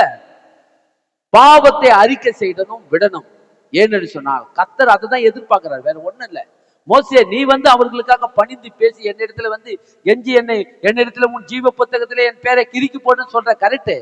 ஆனா அவங்க ஒருத்தர் கூட உணர்வு இல்லையே. அப்ப நீ இந்த அளவுக்கு அவங்களுக்காக நீ மன்றாடி ஜெபம் பண்ற, நானும் கொடுக்க ரெடி. ஆனா அவங்க என்ன பண்ணல, அவங்களுக்குள்ள அந்த உணர்வு இல்லையேன்னு சொல்லி தேவன் என்ன பண்றாரு இந்த இடத்துல. அதனாலதான் என்ன ஆச்சு, அத்தனை பேரும் ஒருத்தர் கூட கானான் தேசத்துக்கு போல. இன்றைக்கு நான் உங்களுக்கு சொல்லுகிறேன், நீங்கள் வாழ்கிற வாழ்க்கையில என்ன பண்ணணும்? தவறி செய்யும் போது உங்களுக்குள், ஏன்னா இந்த பூமியில நம்ம வந்து இந்த உலகத்தின் அதிபதியான சாத்தான் வந்து திருடவும் கொல்லவும் அழிக்கவும் வகை தேடி சுற்றி திரியிறான். ஏதோ ஒரு விதத்துல நம்ம வந்து தவறி விழுவோம். தவறி விழும்போது நீங்க சோர்ந்து போவாதீங்க. உங்களை ஆண்டவர் வந்து நல்லவர் பாருங்க. எல்லா அநியாயத்தை நீக்கி சுத்திகரிப்பதற்கு உண்மையும் நீதி உள்ள தேவன். இல்லைங்க, நீங்க செய்யுங்க, செஞ்சுட்டு போய் ஆண்டவர்கிட்ட போய் அறிக்கையிடுங்க நான் சொல்லல. நான் அப்படி சொல்லும்படி நான் இந்த போதனையை எடுக்கல. நீங்க தெரிஞ்சோ தெரியாமலோ நீங்க வந்து எதையாவது ஒரு பாவத்துல நீங்க சிக்கி கொள்ளும் போது உடனே என்ன பண்ணாதீங்க, அதிலே முழுகி போயிடாதீங்க. அதுல இருந்து நீங்க வெளியே வர்றதுக்கு நான் என்ன பண்றேன், ஒரு நல்ல சொல்யூஷனை உங்களுக்கு நான் சொல்றேன். எல்லா அநியாயத்தை நீக்கி நம்மை சுத்திகரிப்பதற்கு உண்மையும் நீதி உள்ள தேவன் இயேசு கிறிஸ்துவின் ரத்தத்தினால நம்மை சுத்திகரிப்பதற்கு அவர் உண்மை உள்ளவராயிருக்கிறார். அதனால நீங்க என்ன பண்ண, அறிக்கை செஞ்சிருங்க, விட்டுடுங்க. அப்படி நீங்க இருப்பீங்கன்னு சொன்னா கண்டிப்பா தேவன் என்ன சொல்றாரு, உங்களை மறுபடியும் உங்களை ஆசீர்வதித்து நன்மை பெறும்படி உங்களை செய்வார். பாருங்க, இங்க எடுத்துக்கொள்வோம். ஆதியாம் புத்தகத்துக்கு வாங்க. ஆதியாம் புத்தகம் இங்க 1 சாமுவேலின் புத்தகம் 2ஆம் அதிகாரம் 22ஆம் வசனம் வாங்க. 1 சாமுவேலின் புத்தகம் 2ஆம் அதிகாரம் 22. இங்க ஒரு மனுஷனை பார்ப்போம். 1 சாமுவேலின் புத்தகம். ஏன்னா இதெல்லாம் நீங்க தெரிஞ்சுக்கணும் பாருங்க, இதெல்லாம் நடந்த சம்பவம். 1 சாமுவேலின் புத்தகம் 2ஆம் அதிகாரம் 22ல இருந்து படிங்க. ஏலி மிகுந்த அதான் படிங்க. ஏலி மிகுந்த கிழவனாயிருந்தான். அவன் தன் குமாரர் இஸ்ரவேலுக்கு எல்லாம் செய்கிற எல்லாவற்றையும் அவர்கள் ஆசாரிப்பு கூடாரத்தின் வாசலில் கூட்டம் கூடுகிற ஸ்திரீகளுடைய சயனிக்கிறதையும் கேள்விப்பட்டு படிங்க. அவர்களை நோக்கி, நீங்கள் இப்படிப்பட்ட காரியங்களை செய்கிறது என்ன? எல்லாரும் பொல்லாத நடக்கைகளை சொல்ல கேட்கிறேன். என் குமாரரே, வேண்டாம். நான் கேள்விப்படுகிற இந்த செய்தி நல்லதல்ல. ஜனங்கள் மீறி நடக்கிறதுக்கு காரணமாய் இருக்கிறீர்களே. மனுஷனுக்கு விரோதமாக மனுஷன் பாவம் செய்தால், மைக் இல்ல, மனுஷனுக்கு விரோதமாக மனுஷன் பாவம் செய்தால் நியாயாதிபதிகள் அதை தீர்ப்பார்கள். ஒருவன் கர்த்தருக்கு விரோதமாக பாவம் செய்வானாகில் அவனுக்காக விண்ணப்பம் செய்யத்தக்கவன் யார் என்றான். அவர்களோ தங்கள் தகப்பன் சொல்லை கேளாமற் போனார்கள். அவர்களை சங்கரிக்க கர்த்தர் சித்தமாயிருந்தார். பாருங்க, இங்க என்ன நடந்து பாத்தீங்கன்னா, ஏலி என்று யார் பாத்தீங்கன்னா, இவர் பாஸ்டர், இவர் ஒரு ஊழியக்காரர். ஏலி இல்லையா, சாமுவேலுக்கு முன்பாக இருந்த ஒரு ஊழியக்காரர் இவரு. ஏலி மிகுந்த கிழவனாய் இருந்தான். அவன் தன் குமாரர் இஸ்ரவேலுக்கு எல்லாம் செய்கிற எல்லாவற்றையும் அவர்கள் ஆசாரிப்பு கூடாரத்தின் வாசலில் கூட்டம் கூடுகிற ஸ்திரீகளோடு என்ன பண்ணார்களாம், சயனிக்கிறதையும் கேள்விப்பட்டு. பாத்தீங்கன்னா எங்க பாத்தீங்கன்னா, ஆசாரிப்பு கூடாரத்தின் வாசல் அண்டையிலே என்ன பண்ண சயனிக்கிறவர்களா இருந்தாலும். எவ்வளவு பெரிய கேடான பாவத்தை செஞ்சாங்க. யாரு? பாஸ்டருடைய பிள்ளைங்க. ஏலி வந்து பாஸ்டர் பாருங்க, ஊழியக்காரர், ஆசாரியர். அவனுடைய மகன்கள் வந்து, அதாவது இஸ்ரவேல் ஜனங்கள் வந்து ஆலயத்துக்கு, சீலோவில் இருக்கிற ஆலயத்துக்கு வரும்போது அவங்க எல்லாரும் கூடி வந்து, எல்லாரும் பெண்கள் எல்லாரும் கூடி வந்து ஆராதனை செய்கிற நேரத்துல ஆசாரிப்பு கூடாரத்துல சில பெண்களை சயனிக்கிறவர்களா இருந்தாங்க. இந்த காரியத்தை அவர்கள் செய்யும் போது என்ன நடந்தது பாத்தீங்கன்னா, ஏலி கிழவனா இருந்தாரு, ரொம்ப வயசான கிழவனாயிட்டாரு. இதை கேள்விப்பட்டு அப்படியே விட்டுட்டாம. நல்லா கவனிங்க பாருங்க, ஆண்டவர் வந்து எல்லாருக்கும் வந்து ஒரு சந்தர்ப்பத்தை கொடுக்குறாரு. எடுத்ததுமே ஆண்டவர் வந்து முற்றிலுமாய் தேவன் அழிக்கிறவர் இல்லை. ஏன் என்று சொன்னா அவர் எப்படிப்பட்டவர் பார்த்தீங்கன்னா, அவர் இரக்கமும் மன உருக்கமும் நீடிய சார்ந்த மிகுந்த கிருபை உள்ள தேவன். அவ்வளவு நல்ல ஆண்டவர். ஏன்னா நியாயநீதி இல்லாத ஆண்டவர் அழிச்சிட்டா இருப்பாரு அப்படி சொல்றவர் அல்ல. ஏன்னா உலகம் சொல்லுது. உலகம் சொல்ற விதமா நம்ம என்ன பண்ணக்கூடாது, ஒரு நாளும் நீங்க சொல்லிடக்கூடாது. தேவன் வந்து அப்படிப்பட்டவர் அல்ல. இந்த இடத்துல இவங்க செஞ்ச அநியாயத்துக்கு ஒரு ஆண்டவர் வந்து ஒரு மனம் திரும்புவதற்கு ஒரு சத்தத்தை உண்டாக்குறாரு. அப்பாவே என்ன பண்றாரு, கூப்பிட்டு சொல்றாரு, எப்பா எனக்கு வயசாயிடுச்சு, அதனால் நீங்க தான் அடுத்த ஆசாரிய ஊழியத்தை செய்யணும்னு சொல்லி உங்ககிட்ட ஒப்படைச்சா நீங்க இப்படிப்பட்ட கேடான காரியத்தெல்லாம் செய்றீங்கன்னு நான் கேள்விப்பட்டேன். அதனால நீங்க என்ன பண்றீங்கன்னா இதெல்லாம் செய்யாதீங்க. நீங்க செய்யறது மனுஷனுக்கு விரோதமா செய்யல, தேவனுக்கு விரோதமா செய்யுங்க. பாருங்க ஏலி சொல்ற வார்த்தையை கவனிங்க. பாருங்க ஏலி என்ன பண்ணார் பார்த்தீங்கன்னா, மிகுந்த கிழவனா இருந்தபடினாலே தன் குமாரர் இஸ்ரவேலுக்கு எல்லாம் செய்கிற எல்லாவற்றையும் அவர்கள் ஆசாரிப்பு கூடாரத்தின் வாசலிலே கூட்டம் கூடுகிற ஸ்திரீகளோடு சைவிக்கிறதை கேள்விப்பட்டு உடனே கேள்விப்பட்டவன அவர் அப்படியே விட்டுல பாருங்க. அவர்களை நோக்கி நீங்கள் இப்படிப்பட்ட காரியங்களை செய்கிறது என்ன? இந்த ஜனங்கள் எல்லாரும் உங்கள் பொல்லாத நடக்கைகளை சொல்ல கேட்கிறேன். என் குமாரரே வேண்டாம், நான் கேள்விப்படுகிற இந்த செய்தி நல்லதல்ல. கர்த்தருடைய ஜனங்கள் மீறி நடக்கிறதுக்கு காரணமா இருக்கிறீர்களே. மனுஷருக்கு விரோதமாக மனுஷன் பாவம் செய்தால் நியாயாதிபதிகள் அதை என்ன பண்ணுவார்கள், தீர்ப்பார்கள்.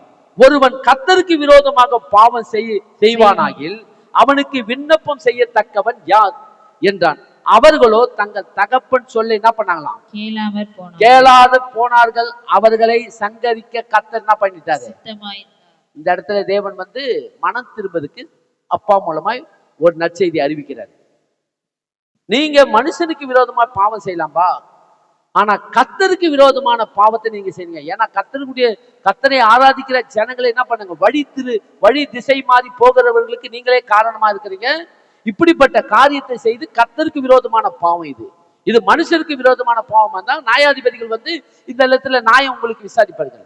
ஆனா நீங்க செய்யற பாவம் கர்த்தருக்கு விரோதமான பாவம், வேணாம் அறிக்கை செஞ்சு விட்டுடுங்கன்றாரு. என்ன சொல்றாரு, அப்பா சொல்றாரு. பாருங்க, அறிக்கை செய்த பத்தி தான் நான் உங்களுக்கு சொல்றேன். அறிக்கை செஞ்சு விட்டுடுங்கன்னு சொல்லி அப்பா சொன்ன உடனே ஊழியக்காரராகிய ஏலி சொல்றாரு. ஆனா என்ன நடந்து பாத்தீங்கன்னா, அறிக்கை செஞ்சு அவங்க விட்டாங்களா விடலையா சொல்லுங்க? விடல. ஏன் விடலைன்னா கர்த்தர் என்ன பண்ண பாருங்க, கேளாமல் போன தகப்பன் தங்கள் தகப்பன் சொல்லை கேளாம போனார்கள். அவர்களை என்ன பண்ணாராம், அவர்களை சங்கரிக்க கர்த்தர் சித்தமாயிட்டாரு. பாருங்க, உடனே ஒரு யுத்தம் வந்தது பாருங்க. யுத்தத்துக்கு இவங்க எல்லாம் போனாங்க. எல்லாரும் பார்த்தீங்கன்னா யுத்தத்துல போய் கொன்று போட்டாங்க பாருங்க.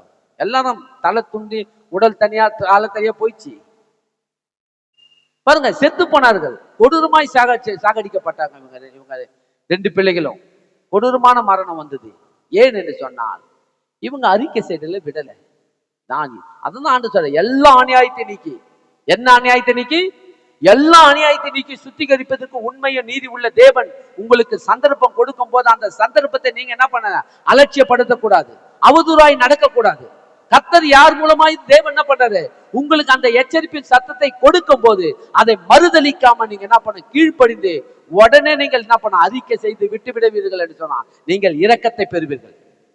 பாவத்தை அறிக்கை எடுக்கிறவன் இரக்கத்தை பெறுவான், பாவத்தை மறைக்கிறவனும் வாழ்வடைய மாட்டான். விசுவாசிக்கிறீங்களா இல்லையா? உண்மை. அப்ப பாவத்தை நம்ம என்ன பண்ணக்கூடாது, மறைக்க கூடாது, நம்ம வாழ்வடைய மாட்டோம்.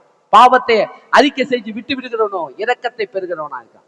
இங்க ஏலி எவ்வளவு சொல்லிதான் சொன்னார், வேணாம் மகனே நீங்க இப்படிப்பட்ட பாவத்தை செய்யாதீங்கன்னாரு. ஆனா என்ன நடந்தது பாத்தீங்கன்னா, இவர்கள் சொல்லை கேட்கல. கர்த்தர் அந்த இடத்துல என்ன பண்ணாரு, அவர்களை சங்கரித்தார் என்று வேதம் சொல்லுது. நீங்க அதுக்கு பின்னாக படிச்சு பாருங்களா, அவங்களுக்கு வந்த மரணத்தை நீங்க பாத்தீங்கன்னா தெரியும். கொடூரமான மரணம் அவங்களை தாக்கியது. சங்கி எடுத்துக்கொள்ளுங்க. ஆதியாகமம் புத்தகம் 39ஆம் அதிகாரத்தை எடுங்க. ஆதியாகமம் புத்தகம் 39ஆம் அதிகாரத்துக்கு வாங்க. இங்கே ஒரு மனுஷனை நம்ம பார்க்கலாம். ஆதியாகமம் புத்தகம் 39ஆம் அதிகாரம்.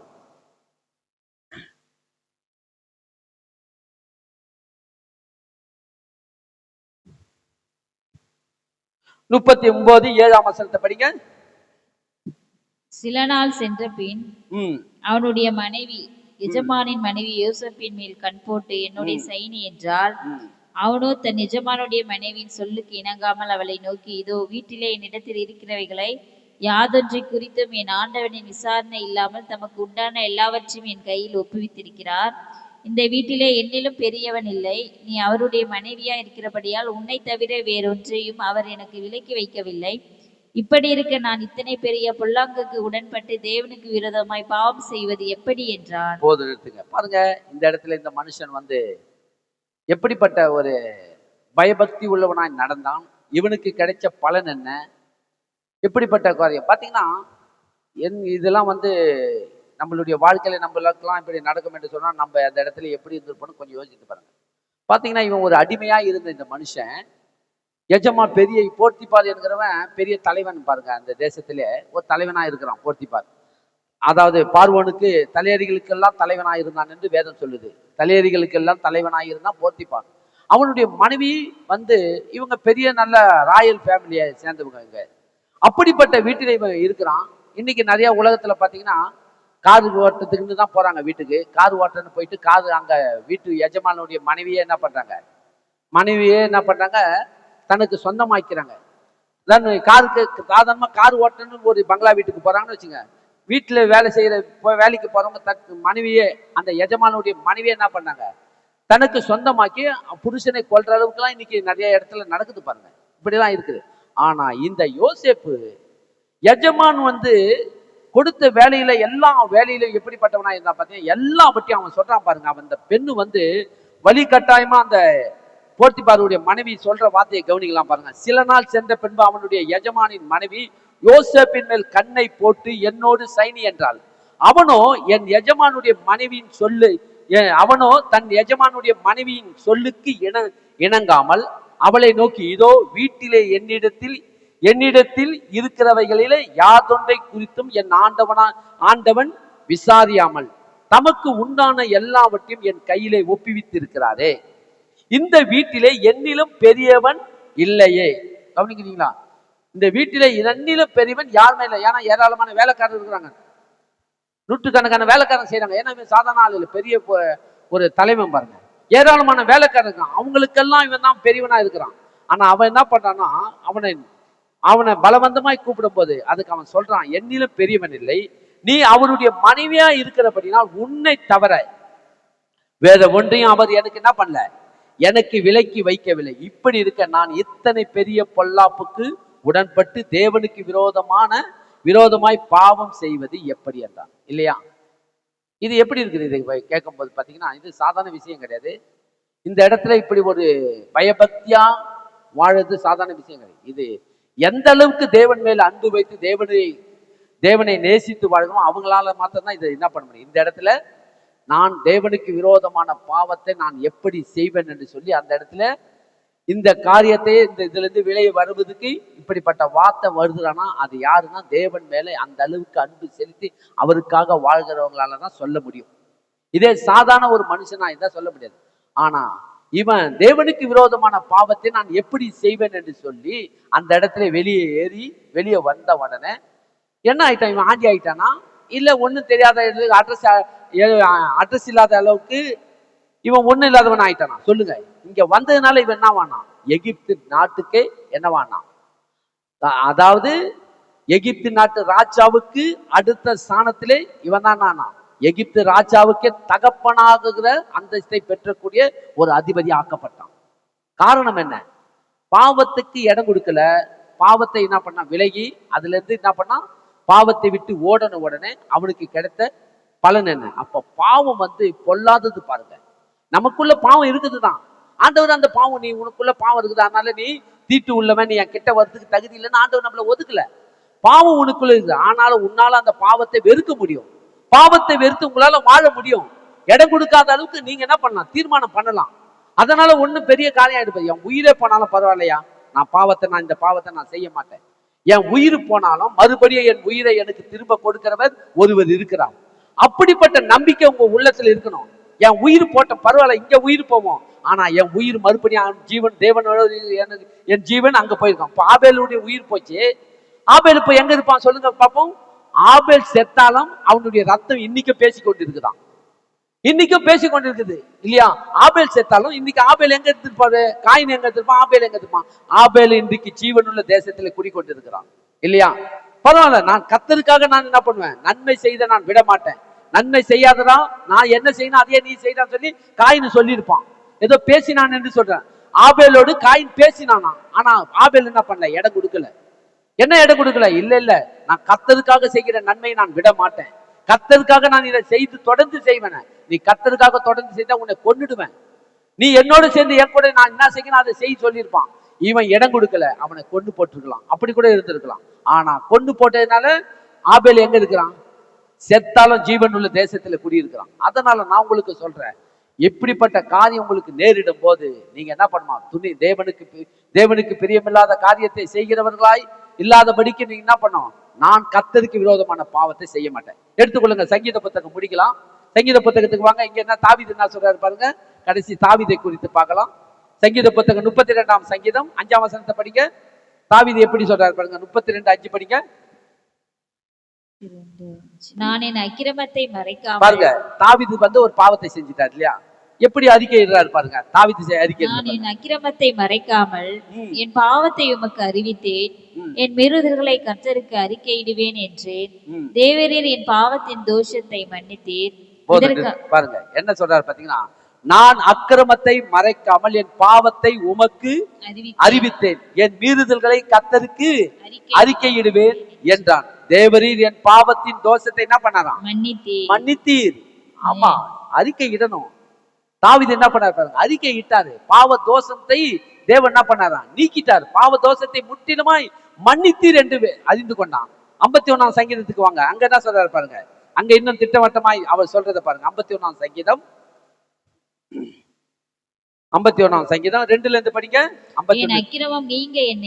பாருங்க, இங்க நல்ல தெளிவா சொல்றாரு பாருங்க. பாத்தீங்கன்னா பச்சைபாலுக்கு இடத்திலே பாவம் செய்தது பாத்தீங்கன்னா பாருங்க.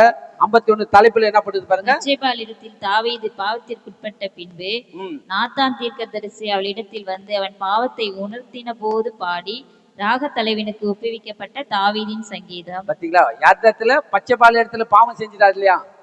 பாவம் செய்தது நிமித்தம் அந்த வேதனையை அவன் அனுபவிக்கும் போது அதுக்கு அதனுடைய வேதனையிலிருந்து வெளியே வர்றதுக்காக அதனுடைய வேதனையை சொல்லி என்ன சொல்றாரு, 2ஆம் வசனத்திலிருந்து படிங்க. என் அக்கிரமம் நீங்க என்னை முற்றிலும் கழுவி என் பாவமற என்னை சுத்திகரியும், என் மீறுதல்களை நான் அறிந்திருக்கிறேன், என் பாவம் எப்பொழுதும் எனக்கு முன்பாக நிற்கிறது. தேவரீர் ஒருவருக்கே விரோதமாக நான் பாவம் செய்து உமது கண்களுக்கு முன்பாக பொல்லாங்கானதை நடப்பித்தேன். நீர் பேசும்போது உம்முடைய நீதி விளங்கவும், நீர் நியாயம் தீர்க்கும் போது உம்முடைய பரிசுத்தம் விளங்கும். இதை அறிக்கையிடுகிறேன். இதோ நான் துர்க்குணத்தில் உருவானேன், என் தாய் என்னை பாவத்தில் கர்ப்பம் தரித்தார். பாருங்க என்ன அருமையா இருக்குது பாருங்க. அருமையா எழுதி தேவனுக்கு முன்பாக அறிக்கையிடுறாரு. என் அக்கிரமம் நீங்க என்னை முற்றிலும் கழுவி என் பாவமற்ற என்னை சுத்திகரியும், என் மீறுதல்களை நான் அறிந்திருக்கிறேன், என் பாவம் எப்பொழுதும் எனக்கு முன்பாகவே இருக்குது. நான் என் மீறுதல்களை நான் அறிந்திருக்கேன். நான் மீறி பாவம் செஞ்சேன், அதை நான் அறிந்திருக்கிறேன். தேவரீர் ஒருவருக்கு விரோதமாக நான் பாவம் செய்தேன். யாருக்கு விரோதமாக பாவம் செஞ்சேன்? தேவரீர். ஆமா, உங்களை நீங்க குற்றப்படுத்துக்கு 1000 பேர் வருவாங்க. நீங்க அவங்க கிட்ட எல்லாம் போய் அறிக்கையிட வேண்டிய அவசியமே இல்லை. நீங்க ஒன்றே ஒன்று மட்டும் தெரிஞ்சு கொள்ள வேண்டும். என் தேவனே, உமக்கு விரோதமாய் நான் பாவம் செஞ்சேன், ஒருவருக்கு விரோதமாய் பாவம் செஞ்சேன், உம்முடைய வார்த்தையை மீறி நான் பாவம் செஞ்சேன் நீங்க அறிந்து கொள்ள வேண்டும். யாருக்கிட்டையும் போய் நீங்க என்ன பண்ண வேண்டாம், உங்களுடைய பாவத்தை அறிக்கையிடவும் கூடாது, சொல்லவும் கூடாது. அதை பத்தி நீங்க சொன்னீங்கன்னா இன்னும் அதிகமா பெருசாக்கிடுவாங்க. நீங்க செய்ய வேண்டியது, தேவரீர் ஒருவருக்கு விரோதமாய் நான் பாவம் செய்தேன், உமது கண்களுக்கு முன்பாக பொல்லாங்கானதை நடப்பித்தேன். நீர் பேசும்போது உம்முடைய நீதி விளங்கவும், நாய் தீர்க்கும் போது உம்முடைய பரிசுத்தம் விளங்கவும் இதை அறிக்கையிடுகிறேன். கவனிக்கிறீங்களா? நல்லா இருந்த மனுஷன் சமாதானம் போச்சு, சந்தோஷம் போச்சு, சுகம் போச்சு, எல்லாம் போயிட்டு தேவனுடைய நீதி எல்லாம் போயிடுச்சு, பரிசுத்தம் வெளியே போயிடுச்சு, அதெல்லாம் காணும். அதனால இதெல்லாம் ஆண்டவரே, இதெல்லாம் இல்லாம எனக்கு முன்பாக எப்பொழுதும் என் பாவமும் என் அக்கிரமும் என் முன்னே நிக்குது ஆண்டவரே, இதுல இருந்து நான் வெளியே வருவதற்கு என்னை சுத்திகரியும் என்று சொல்லி அறிக்கையிட்டு கடைசியா ஒரு வசனம் என்ன சொல்றாரு பாருங்க. இதோ நான் துர்க்குணத்தில் உருவானேன். எதுல உருவானாதான்? துர்க்குணத்தில் உருவானேன். 5ஆம் வசனம் சொல்றாரு, நான் துர்க்குணத்தில் உருவானேன், என் தாய் என்ன பண்ணாங்களாம், பாவத்தில். ஆமா, நான் பிறக்கும் போதே ஆண்டவரே துர்க்குணத்திலும் பாவத்திலே நான் பிறந்ததுனால்தான் அந்த பாவத்தை நான் துணிகரமா செஞ்சிட்டேன். எனக்குள்ள இந்த பாவம் என்னை செய்ய வச்சுச்சு. இனி நான் ஒரு காலமும் இப்படிப்பட்ட பாவத்தை நான் செய்ய மாட்டான். அறிக்கை செஞ்சதை விட்டுறேன். பாத்தீங்கன்னா தாவீது அதுக்கப்புறம் எங்கேயாவது பாவம் செஞ்சாருன்னு பாருங்க, எங்கேயுமே பாவம் செய்யலன்னு வேதம் திட்டவட்டமா சொல்லுது. இதுக்கப்புறம் தாவீது பாத்தீங்கன்னா படுத்த படிக்கா இருந்தாரு பாருங்க. படுத்த படிக்கா இருந்து அந்த மனுஷனுக்கு சூடு, அதாவது உடல்ல இருக்கிற சூடு தணிந்து போயிடுச்சு. சூடு ஏத்துவதற்கு ஒரு வாலிப பெண் தேவைப்படுது. ஒரு வாலிப பெண்ணுக்கு என்ன பண்ண சாலமோன் கூட்டுன்னு வந்து, அப்பாவுடைய உடல்ல இருக்கிற சூடு எல்லாம் இறங்கி போனோன்னா சூடு தணிந்து அப்படியே நாடி நரம்பெல்லாம் அப்படியே பலனற்று போயிடுச்சு. அப்போ ஒரு வாலிப பெண்ணை கூட்டுன்னு வந்து அவளுக்கு என்ன பண்ணாங்க, மசாஜ் பண்றாங்க இல்லையா, மசாஜ் பண்ணி சூடு ஏற்றணும். அப்பதான் அவனுக்கு என்ன பண்ண, சூடு ஏறி அனல் ஏறி ஏந்து உட்காருவாருன்னு மருத்துவர் சொல்றாங்க. இந்த சூடு ஏற்றி அனல் ஏற்றும் போது என்ன பண்ணணும்னா, தாவீது என்ன பண்ணாராம், அவள் அந்த வாலிப பெண் அவளுக்கு அப்படிப்பட்ட மசாஜ் பண்ணி அவளுக்கு சூடு ஏற்றும் வேலையில தாவீது கர்த்தருக்கு பயந்து ஜாக்கிரதையா இருந்தார் என்று வேற சொல்லு. அந்த வாலிப பெண்ணோடு என்ன பண்ணலையா, மறுபடியும் பாவம் செய்யவில்லை அப்படின்னு சொல்ல. என்ன பண்ண, ஒரு வாட்டி நான் செய்ய, இனி என்ன பண்ண மாட்டேன், என்ன நடந்தாலும் என் தேவனுக்கு விரோதமான இப்படிப்பட்ட பாவத்தை நான் ஒரு காலம் செய்ய மாட்டேன்னு சொல்லி அறிக்கை செஞ்சாரு, விட்டுட்டாரு. மறுபடியும் அவர் தொடரலையா. அதனால்தான் கர்த்தர் என்ன சொன்னார், என் இதயத்துக்கு ஏற்ற தாசன் இவனே என்றார். அறிக்கை செய்யணும், விட்டுடணும், என்ன பண்ணணும், மறுபடியும் நம்ம என்ன பண்ணணும், தொடரக்கூடாது. அப்ப பாவம் செய்து பாவத்தை என்ன பண்ணணும், அறிக்கை செஞ்சு விட்டுவிட கத்துக்கொள்ளணும். எல்லா அநியாயத்தை நீக்கி நம்மை சுத்திகரிப்பதற்கு உண்மையும் நீதி உள்ளவர். அறிக்கை செய்தவங்களுக்கு என்ன கிடைச்சது, அறிக்கை செய்யாதவங்களுக்கு என்ன கிடைச்சது, ரெண்டு சப்ஜெக்டே நான் உங்களுக்கு சொன்னேன். காயின் என்ன பண்ணல, அறிக்கை செய்யல, அவனுடைய பாவம் அவனை தொடர்ந்து பிடிச்சது இல்லையா. இஸ்ரவேல் ஜனங்க அறிக்கை செய்யல, அதனால என்ன பண்ணாங்க, கானான் தேசத்துக்கு போய் சேரல. அப்புறம் இவர் வந்து யோசேப்பை வந்து என்ன பண்ணாரு, தேவனுக்கு விரோதமா நான் செய்ய மாட்டேன்னு, அதனால தேசத்தை போய் சுதந்திரித்து கொண்டாரு. எகிப்து தேசத்தையே ஆளுகை செஞ்சாரு. தாவீது என்ன பண்ணாரு, பாவம் துணிகரமா செஞ்சிட்டாரு, ஆனா அறிக்கை செஞ்சாரு. மறுபடியும் கர்த்தர் என் இதயத்துக்கு அந்த தாசன் நீதான் சொன்னாரு இல்லையா. அப்ப நம்ம என்ன பண்ணணும், நீங்களும் நானும் இந்த பூமியில வாழற வரைக்கும் கர்த்தருக்கு பிரியமில்லாத காரியத்தை செய்யும் போது, அப்படி தவறி செஞ்சுட்டா உடனே அறிக்கை செஞ்சிருங்க, விட்டுடுங்க. விசுவாசிக்கிறீங்களா? எல்லா அநியாயத்தை நீக்கி நம்மை சுத்திகரிப்பதற்கு உண்மையும் நீதி உள்ள தேவன் நம்மோடு இருக்கிறார். பயப்படாதீங்க. நீங்க நான் என்ன பண்ணுவேன் ஏது பண்ணுவேன், அவ்வளவுதான். உங்க அபிஷேகம் போயிடுச்சு, உங்க பரிசுத்தம் போயிடுச்சு, இனி ரெண்டாவது பரிசுத்தம் கிடைக்காது, இனி அபிஷேகம் கிடைக்காது. தப்பு தப்பா பொதிக்கிறாங்க பாருங்க. இல்ல, கர்த்தர் நல்லவர். என்னை தேவன் மறுபடியும் என்னை சேர்த்துக் கொள்வார். நான் மறுபடியும் நான் என்ன பண்ணுவேன், கர்த்தர் மறுபடியும் அவர் மகனாய் என்னை சேர்த்துக் கொள்வார். நான் அறிக்கை செஞ்சு இதோட நான் விட்டுடுவேன் எண்ணத்தோடு நீங்க தேவன் சமூகத்திலே போவீர்கள் சொன்னார். கர்த்தர் உங்களை எல்லாவற்றிலும் மறுபடியும் சேர்த்துக்கொண்டு தேவன் உங்களுக்கு மறுபடியும் என்ன பண்ணுவார், உங்களை ஆசீர்வதித்து பெருக பண்ணுவார். கர்த்தர் நல்லவர். நாம் எல்லாரும் எழுந்திருப்போம். தேவன் நல்லவர். நல்ல ஆண்டவரே, உமக்கு கோடி சோத்திரம் கர்த்தாவே. நீ ரொம்ப ரொம்ப நல்லவர் ஆண்டவரே. என் தேவன் ஆண்டவரே, என் தேவனுக்கு முன்பாக எங்களை தாழ்த்துகிறோம், ஒப்பு கொடுக்கிறோம் அப்பா. இன்றைக்கு நாங்கள் பார்த்தோம் அப்பா, பாவத்தை குறித்து பார்த்தோம். காயினின் ஆண்டவரே பாவத்தை அறிக்கை செய்து அறிக்கையிடாமல் ஆண்டவரே நீர் போய் அவன் ஆண்டவரை உணர்த்தும் போது அவன் கொஞ்சம் கூட அறிக்கையிடவில்லை அப்பா. அறிக்கையிட்டு தேவனே உம்மிடத்திலே ஆண்டவரே அவன் சரணடையவில்லை. ஆனால் அதோடைய ஆண்டவரே அதோடைய பாவம் அவனை தொடர்ந்து பிடித்தது என்று நாங்கள் பார்க்கிறோம். இஸ்ரவேல் ஜனங்களும் ஆண்டவரே பாவத்தை செய்து அவர்கள் கொஞ்சம் கூட உணர்வில்லாமல் அந்த பாவத்திலிருந்து அறிக்கையிட்டு வெளியே வருவதற்கு அவர்கள் ஆண்டவரே அதற்கு உண்டான காரியத்தை செய்யாது இருந்தார்கள். அதையும் நாங்கள் பார்த்தோம் அப்பா. ஆனால் என் தேவனே, தாவீதோ ஆண்டவரே அறிக்கை செய்து விடுகிறவனாய் இருந்தான். தாவீதை போல நாங்களும் ஆண்டவரே இந்த பூமியில இந்த ஆண்டவரே எப்பொழுதும் உம்முடைய மண்டையிலே நாங்கள் சேர்ந்து வாழ்ந்து உம்முடைய அன்பிலே இன்னும் கிட்டி சேர எங்களை நடத்துங்கப்பா. நாங்கள் எல்லோரும் ஆண்டவரே எங்கள் பாவங்களை எல்லாம் அறிக்கை செய்து விட்டு விட்டு எல்லா அநியாயத்தை நீக்கி சுத்திகரிப்பதற்கு உண்மையும் நீதி உள்ள தேவனை நோக்கி எப்பொழுதும் நாங்கள் அவரோடு இணைந்து வாழ எங்களை ஒப்பு கொடுக்கிறோம். எங்களை ஆசீர்வதிங்க, வழி நடத்துங்க. இயேசுவின் நாமத்திலே வேண்டிக் கொள்கிறோம் ஜீவனுள்ள நல்ல பிதாவே, ஆமே. என் ஆத்துமாவே கர்த்தரை ஸ்தோத்திரி, என் முழு உள்ளமே பரிசுத்த நாமத்தை ஸ்தோத்திரி. என் ஆத்துமாவே கர்த்தரை ஸ்தோத்திரி. கர்த்தர் செய்த சகல உபகாரங்களை மறவாதே. கர்த்தராகிய இயேசு கிறிஸ்துவின் கிருபையும் பிதாவாகிய தேவனுடைய அன்பும் பரிசுத்த ஆவியானுடைய ஐக்கியமும் சமாதானமும் சந்தோஷமும் நம் சபையார் அனைவரோடு கூட இருப்பாராக, ஆமே. ஒருவரை ஒருவர் கை கொடுத்து பாவங்களை அறிக்கை செய்து விட்டுடுங்கள் என்று சொல்லுங்க.